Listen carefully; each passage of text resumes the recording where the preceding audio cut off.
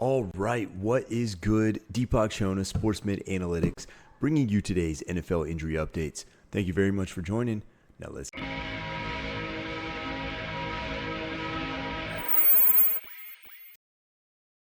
it popping. And we start with Matthew Stafford. Now, we would still lean towards him playing week 1. They keep pushing back his return to practice expected date. It was actually supposed to be earlier today, and so far has not. Reportedly, he has done some throwing behind closed doors, but the fact that he's been getting epidural injections implies that he has a disc herniation that he's been battling through. Now, these can recover, but they're somewhat unpredictable. They can require multiple injections, and they carry a very high risk of re-aggravation here. So the issue with Matthew Stafford here is that even if he comes back, we don't know for how long and to what extent. A big hit, a bad rotation, all makes the disc even more likely to get aggravated. So we have major caution with the Rams wide receivers here. Then Jordan Love. Now, it's an injury to the ligament on his thumb, but importantly, the non-throwing hand. So with that in mind, you would expect maybe it to affect him on handoffs going to the left side, but otherwise not likely to affect the mainstay of his game and especially his passing. With that in mind, Jordan Love's expected to be back in the next couple of weeks, and we wouldn't really downgrade him or any of the Packers players around him. Then A.J. Brown. Now, he was dealing with a hamstring injury, reportedly a low severity, and now that he's returned to practice at about 1 week out, that essentially confirms that low severity reporting. At 1 week out, the average is about a 5% re-aggravation risk. You have to also keep in mind that for a star player, the threshold to sit him at this time of year is relatively low because he doesn't need those reps. So you have to also kind of look at that as saying this is not likely to cause a dip, and we would not downgrade his rank in any way for A.J. Brown. Then Ladd McConkey. Similarly, he has returned to practice. He missed about 2 weeks. Diagnosis was never really confirmed. He was wearing a wrap around his thigh and upper leg. So that itself suggests potentially a quad or a hamstring or a groin strain. Again, we don't really know the diagnosis here, but overall, based on the timeline, relatively low concern. Then Brandon Aiyuk, obviously a much more serious injury. He had the ACL plus MCL, and data has always favored a mid-October return here. We hear from Kyle Shanahan this week that he's thinking around somewhere around week 6, and that he said it could be a couple weeks before, a couple weeks after. We would think Aiyuk starts on the PUP, and the comments here, in addition to kind of the data, does suggest about a week 6 to 8 return. Now, we would typically see about an initial 15% efficiency dip, but the other part of this that's key is that wide receivers coming off of these multi-ligament knee injuries tend to average several games, usually about a month and a half, to ramp up their target volume. So you're not likely to see A+ Aiyuk right from the get-go, but he can get there usually the last third of the season. Then Jayden Reed. So these midfoot sprains, or these foot sprains, we should say, tend to come in one of two buckets, usually either very mild, meaning about a week, or relatively severe in that they average about 4 to 5 weeks. And he's already missed enough time that it makes us think he's dealing with a grade 2 sprain here. The data still does favor him playing week 1, remembering that he's been dealing with this for a little while now. And there would typically be a mild dip, but most importantly, that re-injury risk is somewhere around 15%. And that's not zero. That's relatively significant for a player who you might consider drafting. Then Tyreek Hill. So there's a lot of variability with the way that Tyreek Hill could perform this year.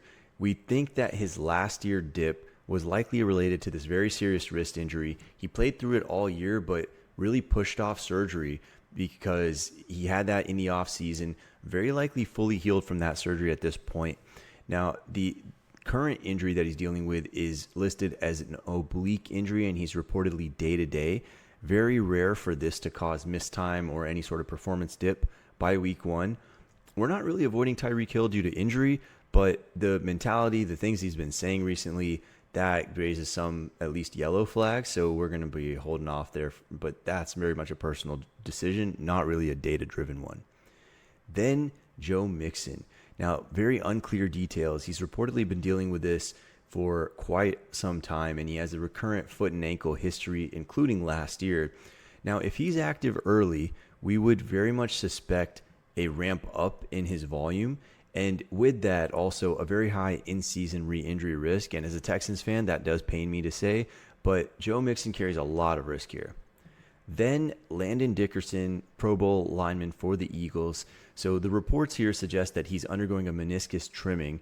Good news here is that he's very likely ready by week 1. And typically we see a pretty rapid return to pre-injury form, usually by no later than about 6 weeks. And that would put him at around week 2. So overall, low concern for Landon Dickerson. Then Tyjae Spears, a little bit more concern here. The average on these moderate severity high ankles is about 3 to 4 weeks. The data still favors him playing week 1, but it's definitely not a lock here. So we'll have to kind of watch his return to practice and the progression. Running backs do average about a month to a month and a half to ramp up their volume and with that their production even once they come back. They also do carry a re-injury risk. These high ankles are known to linger. Nobody likes to hear that their running back got a high ankle. So Tony Pollard may be in for a little bit of a boost here. Then Najee Harris. So reportedly, he's back to jogging now. The progression here suggests that he is potentially on track to return for week 1, but we don't really have a whole lot of details available. The Chargers have been pretty hush on their reporting of injury in general. And so we expect more of the same to continue. We do lean towards him playing week 1, but it's still not a guarantee. Then Anthony Richardson. So he dislocated his pinky in the preseason game. He's practicing already, which is great, which is a great sign. Tells us there was no fracture involved in the finger. The thing is, the grip strength is very heavily tied to the pinky finger and that side of the hand. So it likely, for the short term, drops his ability to grip the ball firmly and therefore throw accurately. However, by week 1, typically you would not see much of a dip. This does have a little bit of a re-injury risk to it, meaning that if he falls or takes a bad hit onto the hand, that could certainly cause a problem. But again, right now we're expecting a relatively low concern for Anthony Richardson. Then Rachaad White. So he had a groin injury. He's listed as day-to-day, or described rather as day-to-day by Coach Todd Bowles. He would average, if that's truly the case, a 1 to 2 week absence with then a rapid return to pre-injury production levels. Now, the other aspect of this is that they just signed a running back, and perhaps this is just to give some preseason reps to somebody else other than the guys that they want to preserve for the season. We would lean towards Rachaad White playing week 1 at very close to full strength. Then Kenneth Walker. So he gets a little bit of a rep because he's been in and out of the injury report, and even this year in OTAs and then now in camp and preseason, they've been load managing him is what it sounds like from the coach. But his risk overall is a little bit elevated compared to the average running back because he does have several soft tissue histories to his name. The other aspect with Kenneth Walker, though, is that his risk may be overblown a bit in the sense that he's only missed 3 games per year for the last 3 years, basically his whole career. And that's actually not that different than league average for a running back, which is closer to 2. So again, Kenneth Walker, we wouldn't call him an injury-prone player, just have a mild bump up in his risk. Then Darnell Mooney. Now this injury does not have a video that's available that we can watch, but the mechanism, they described that he fell onto the shoulder trying to make a catch. That would typically mean an AC joint sprain in that corner of the shoulder. We often see players return after a few weeks, and typically they don't have any dip. And so given the time point from late July to early September that he's had to recover, the data would very strongly favor a return by week 1 for Darnell Mooney.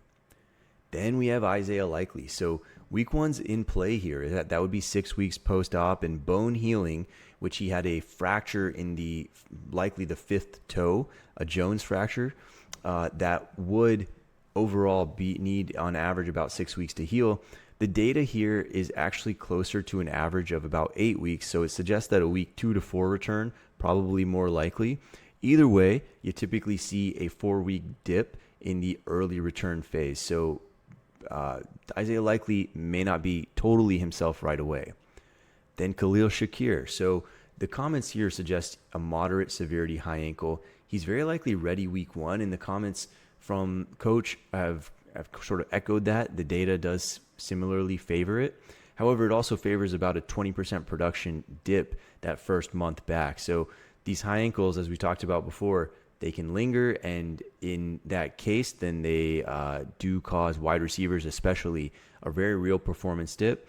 You often also see an elevated re-injury risk. So depending on kind of your value and your risk tolerance with Shakir, you may be able to get a little bit of a discount on him at ADP, but not without risk.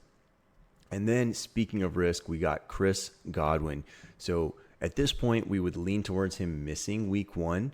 Drafting Emeka Egbuka suggests to us that the Bucs knew this recovery was going to be delayed. Now, the standard would be 1 surgery. He had a second surgery reportedly to kind of clean up the ankle joint. And with that, if he continues to progress, then typically we would see a progression that would allow him to come back this year. Probably weeks 4 to 8 would be our guess, but we really don't have a lot of expectation because even in the standard setting, he was projected to have a performance dip, usually up to about 20%, until he gets to that 1-year time point where it softens to about 10%.